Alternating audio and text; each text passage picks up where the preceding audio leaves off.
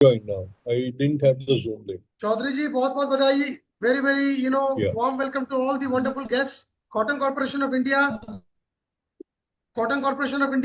Naval Lignite Corporation, DP represented by the Director Kranti Kumar ji, Department of Public Enterprises, Moses ji, the Secretary just messaged me. He'll not be able to join. We'll be joined by Tushar Gandhi. Thank you. This is the Swachhta month, the month of Swachhta. Gandhi ji, we have to be, harboring on the concept initiated and enforced by the Honorable Prime Minister Modi ji when he came to power with the Swachhta mission. And this is the October month, the month of Bapu. Tushar Gandhi should also join us. He is the great grandson of Mahatma Gandhi ji. We've been joined by Cotton Corporation, Naval Lignite Corporation. We'll be joined by the Numaligarh Refinery, I'm sorry. Rajkumar Chaudhary ji, congratulations for becoming the chairman of Joint Electricity Regulatory Commission for the states and union territories of Ladakh and Jammu Kashmir. Cameras on for everyone. The topic today for us is CPSEs. Recently, there was a little bit of clamor around the efficacy or the utility of the taxpayers' money being pilfered around the private sector, being pilfered around the public sector subsidization. Now, this has been raked up by top players from the private sector industry. And this is not exactly the reason why we are doing this. This is also to reinforce in the month of Gandhi, where Gandhi had very, very clearly, reinforced the fact that public sector's participation in the nation's growth story is inextricably linked along with the private sector's participation. So we have to walk hand in hand, without wasting further time. Let me hand over straight away. As Vision India Forum has started this journey on the CPSEs front, we should also on this day remember fondly the great contribution of R.N. Sharma, the founder chairman of Coal India, who left us this year in the month of May. He was 101 plus, and he was a patron of the forum. He was somebody who, shared a lot of experiences with us in the past. We've also been joined by DPS Sethji. DPS Sethji, thank you so much for joining us. And Vaidyanathan is there with us. Okay, now let me start the show. Chaudhary ji, आपका screen freeze हो गया है. NLCIL, could you introduce yourself, please? Sir, myself is Jagdish Chandra Mojumdar, sir. I am Executive Director in NLC, sir. And with my colleagues is also there. Welcome. And thank you to your CMD, Prasanna Motupalli ji, for this last minute request. Rajkumar Chaudhary ji, from NHPC to Joint Electricity Regulatory Commission, your story, with respect to handling a PSU of the mammoth size of NHPC is something we would like to start the inaugural session with. Over to you, Shri Rajkumar Chaudhary.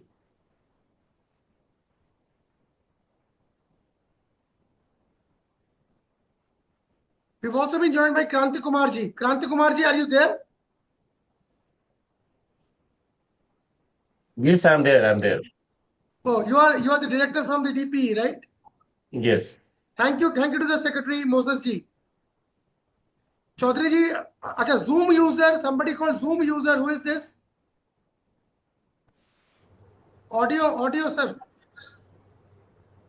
It's me, Tushar Gandhi. Sir, please come again. Tushar Gandhi. Arey, Gandhi ji, you mellowed down so much. I'm so sorry, but he is the man to whom we are all looking forward to. The great grandson of Mahatma Gandhi ji. Bapu, this is the Swachhta month. Gandhi ji, so much thanks, so many thanks to you for taking out time for this wonderful initiative. And this is the month when the Swachhta mission, takes very, very strong shape in terms of the PSUs contributing towards Swachhta. And we have a host of dignitaries from the PSU sector. So I was, handing over the baton to Rajkumar Chaudhary, the former CMD of NHPC, who's now become the chairman of Joint Electricity Regulatory Commission. Over to you, Sri Rajkumar Chaudhary ji. Good morning to all of you. Am I audible? Yes, Yes, sir. Good morning. Good morning to all of you. good morning. For the Swachhta Abhiyan in the country, the PSU has a very big role. Most of the central public sector undertakings, they are having so many establishment all over the country. I was the CMD of NHPC till June 2025, and NHPC especially we are having lot of projects and establishment during the in the far-flung area of the country, in the hilly area like Arunachal Pradesh, Assam, then Sikkim, uh, then Uttarakhand, Jammu Kashmir, Ladakh, so Himachal Pradesh, all over the such areas, and we used to mobilize our resources, our manpower, and our CSR funds for the cleanliness drive. When I was posted in Suvansi Lower in Assam, Arunachal Pradesh border, then our Honorable Prime Minister during that period initiated the scheme of every school must have a toilet. And we NHPC, I was the state nodal officer there for the Assam, and I was given the task of construction of 3,000 toilets for 3,000 schools, and toilet with the arrangement of water supply. And we proudly NHPC associated with that, and during the period we completed the 3,000 construction of the toilets. So NHPC, or not only NHPC, like all the central public sector undertakings of the government of India or the state PSU, they participate in a big way for the cleanliness drive of the nation. And we participate, we contribute a lot, and with our manpower, with our financial resources. So and we used to uh, honor the people who are involved in the cleanliness daily cleanliness drive. So we honor them also. We give them the tools and tackles so that they can do the cleaning of the area in a nice manner. So the public sector is playing a big role, a pivotal role in the cleanliness drive and the mission availability of the toilets for the school and the Juggi Jhopri area. So thank you.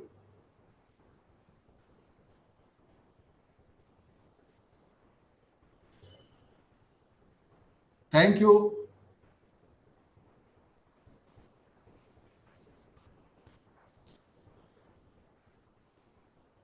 You are muted. Mr. Goenka, you are muted. Let me quickly bring in Tushar Gandhiji.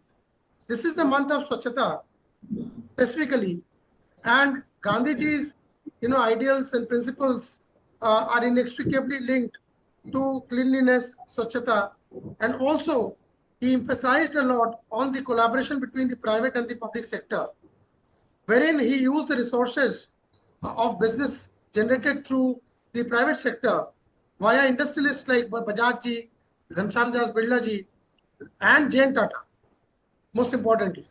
And he also ensured that the riches and the profits made from the private sector were used for the benefit of the society in general. Now, there has been a disconnect in terms of voices being raised about the public money or the taxpayers' money being pilfered around the public sector subsidization, or probably shepherding and probably protecting the public sector. And henceforth, we can see today there are a lot of appointments wherein we can see the public sector top posts are also being opened up for the private sector, like the SBI case recently, where the MD's position was opened up for the private sector. Before that, even the HPCL CMD was appointed from the private sector, Mr. Vikas Kaushal. Now, keeping all these things in mind, we thought of, having a discussion around the efficacy and the indispensability of the public sector towards the nation's growth. And we've seen examples of this during the COVID times, when the kind of contributions made to the PM cares and otherwise by the public sector had no comparisons with respect to the private sector participations. But here there is no tug of war, there is no one-upmanship that we are looking into, or we don't want to create any controversy. We would like you to share some insights into the ideals and principles of Mahatma Gandhi ji, being the great grandson of the Bapu, the father of the nation. This is an honor for all the dignitaries here to listen to you. Over to you, Shri Tushar Gandhi. Thank you very much. It's a pleasure to be able to speak to your forum over here, and thank you for the opportunity. I have my reservations about all the rituals that we are so addicted to. Even Swachhta has been reduced to the month of October, as if that's more than enough for us to do. When we travel in India, we see the squalor and the propensity of Indians to litter and mess up the place. I think the better thing for organizations with such great influence areas like the PSUs to do is to finance education of the people in civic sense. What we lack from the primary level is the education in civic behavior. Our people are not, they just don't bother about the etiquette of civil behavior. And I think Swachhta would be served much more if we were to concentrate on teaching and launching programs for civic behavior etiquettes and non-littering in public area. Bapu used to, in his time, also say that Indians are so addicted to spitting in public that if all Indians gathered at one place and if they were all to spit at the same time, the entire landmass of India would drown in spittle. And if you look at public areas today, even post-COVID, people have not understood or adopted the practice that spitting in a public area is not only a dirty habit, but it endangers the health of people all around in that public area. Just the other day, I was at the Mumbai airport waiting for my flight. Unfortunately, I had a seat right opposite a garbage bin. And, people, I should thank them that they were not spitting everywhere, but kept coming over there and spitting into the garbage bin without any thought that somebody has to clean that garbage bin. And they will be exposed Tusharji, to all the just a germs second. and everything. Ek second. I'm sorry, just take a second. Arvind Sawant ji has also joined us. Arvind ji, Tushar Gandhi ji is speaking, the great grandson of Gandhi ji, Bapu I'm Gandhi ji. listening to him. I am listening to him. I know. We know we are friends. He's a friend. I'm He's a listening to him friend. carefully. I'm listening to him carefully. Don't worry. So that is as much as Swachhta is concerned. We need to go into the basics of why we create so much public garbage and nuisance as we go ahead. As far as the role of the PSUs is concerned, I think in a country like India, where population and unemployment are the biggest issues facing our country and our economy, because the amount of unemployment that I witness on my travels shows how much of youth power we are just wasting in our country, which could be used in a productive manner. And in our circumstances, the private sector is never ever going to fulfill that duty. Even look at the CSR thing. If you look at the private sector, you will see that because there is a stipulation that they have to spend a certain percentage of their income or their earnings or whatever you call it, it becomes impossible for to approach the private sector once they have utilized allotted that much amount as talk to the Bajajes and the Birlas and the Tatas, he used to tell them that just don't give something where you don't even feel that you have given something. He said, if you give to the extent where you feel that, oh, it hurt my pocket a bit. I'm not saying everybody should go bankrupt, but at least spend what you can very affordably spend every year. You look at the profits, you look at the, and I'm sorry to say this when CEOs are my audience, but look at the salaries of the CEOs and then look at the CSR amount that they spend.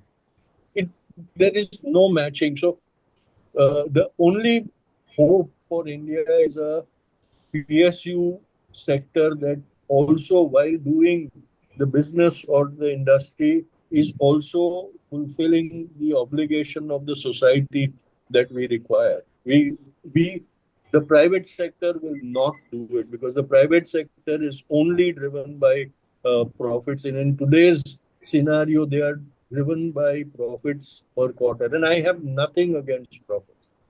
I'm happy if the industry makes profits, but there has to be a conscience, there has to be a responsibility, and that can only emanate from the public sector. Look at the Indian Railways.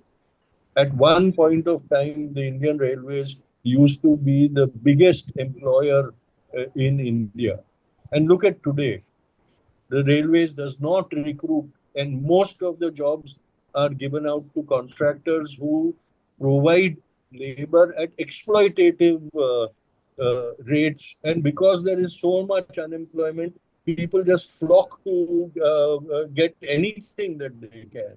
Now, that is where the social responsibility aspect of the public sector is being neglected. And I think we need to go back to the Nehruvian model where big corporate public sector units were being created not just to become industrially self-reliant, but also to fulfill the need of our population to have employment. And look at the miracle it created.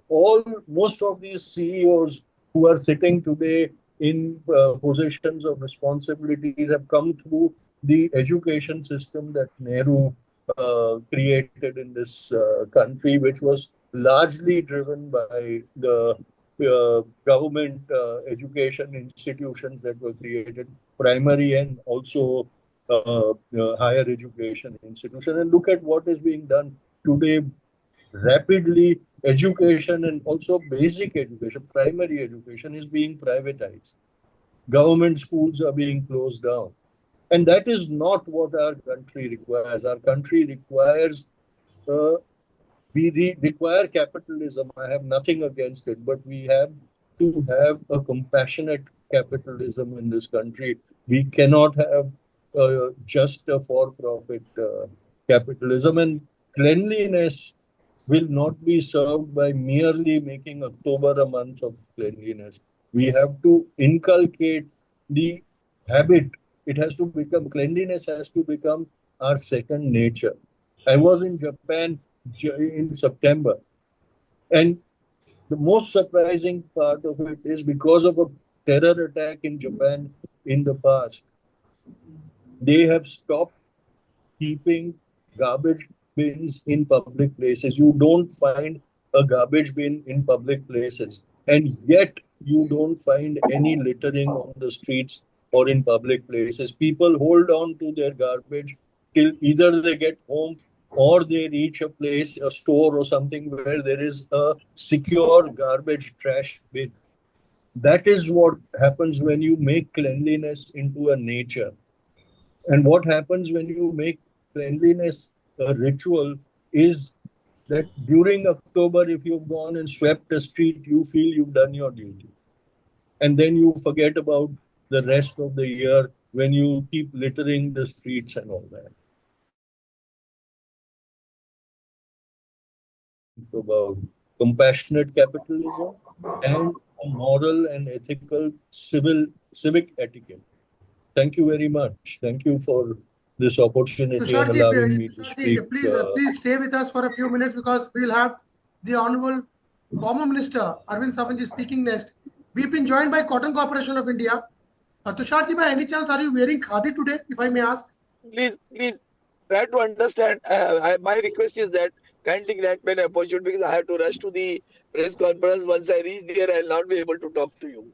I'll just take hardly 5 minutes if you, allow me to participate in this Sawant sir, important discussion. your participation is very important because My request. just a few words about the importance, because you were the heavy industries minister also, and the public, and I had a show with you around the efficacy of the public sector a year back, and I know the kind of experience you have with companies doing maximum